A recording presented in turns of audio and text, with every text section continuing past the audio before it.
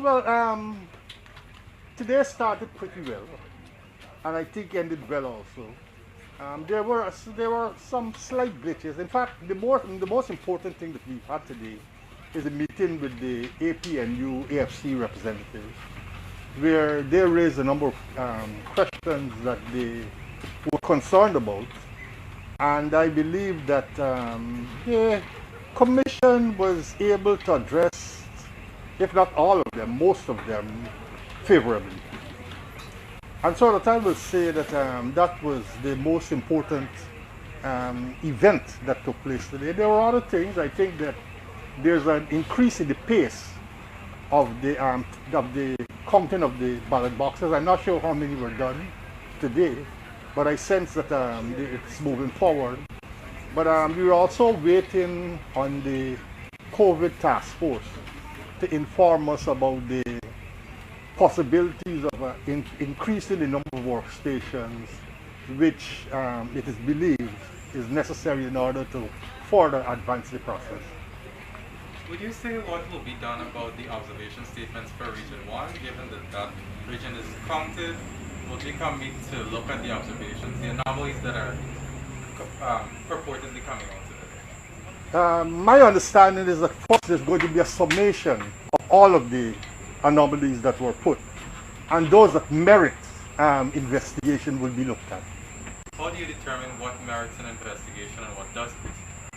Well, that has to be determined on the basis of, well, one, if it is that there's the extent to which it is that the arguments are made for could the commission to look into certain matters, providing that they have proof of what is it they're talking about.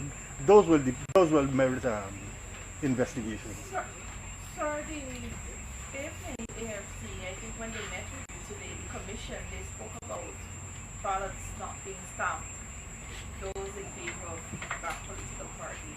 What is the commission's position? The commission hasn't addressed that as yet, because what the commission said in relation to the stamping of ballots, because some of the stamps were proven to be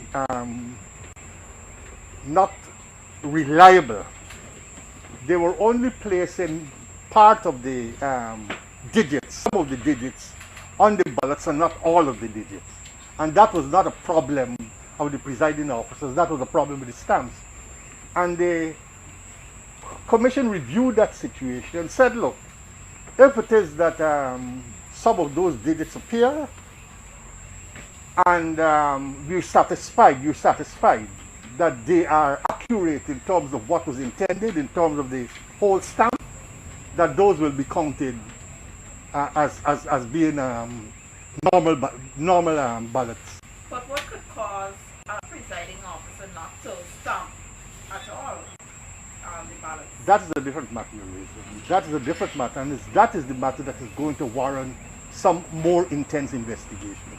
Because I'm quite sure that one of the things that the commission will be looking at is the possibilities of bringing the presiding officer into the process and to find out why is it that those ballot papers were. Would you say, sir, based on your knowledge as a commissioner, if the party, APNU AFC, would have submitted evidence such as death certificates or immigration record to support the allegations they've made to date? I understand that the APNU AFC did provide a few death certificates. The extent to which it is that may have been so, I can't say. But certainly I believe, and that's why I said that it has to do with proof. Because when GECOM begins to look at these allegations, they will say, where is the evidence that you have? And if the evidence is provided that proves beyond a reasonable doubt that, this situation occurred, that this person might have been dead, or this person was not here at the time when the elections took place. As I said, it depends on proof, and if that could be provided, GECOM will have to take a position. So at what stage do they provide the evidence? Would the death certificate be attached or included in the observation report? or at a later stage when GECOM is doing its investigation? I believe that in the instances when death certificates were provided, there might not have been many, but in the instances when they were provided, they will have been attached to the observation report. As the investigation picks up, where in those instances that certificates were not provided, then those certificates will have to be provided in order to prove the case. So are you saying, sir, that the commission will, at the end of this process, investigate the allegations? The commission will have to investigate these allegations before the process ends. Because this process is not merely about a recount. It is intended also to find out if the elections itself were credible. And so that you have to take all of those factors into consideration to make a determination of credibility. Mr. Chapman, those investigations that you say will warrant an investigation, will that be done before a declaration is made? That's what I just said. It has to be done. It has to be done. It's part of the process. It is part of the process. And if it is that you're talking about credibility, if you want to ascertain if the elections were credible, once you have information supported by proof that something went on that shouldn't have taken place, you have to look at it before you make the... So I believe that what's going to happen at some point in time, even as the count goes forward, the commission will put in place the machinery to ensure that that takes place. Commissioner, we have some conflicting statements from commissioners on what exactly will be done with the observations. And sometimes it seems as though commissioners coming out and giving their view of what should happen instead of the official position of the commission. And I wonder if what you're saying is the official position or if it's what another commissioner is telling us is that GECOM doesn't have the responsibility to investigate.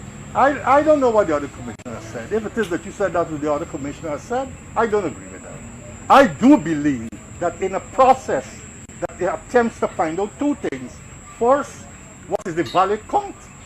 What is the valid votes cast for each party, each contestant?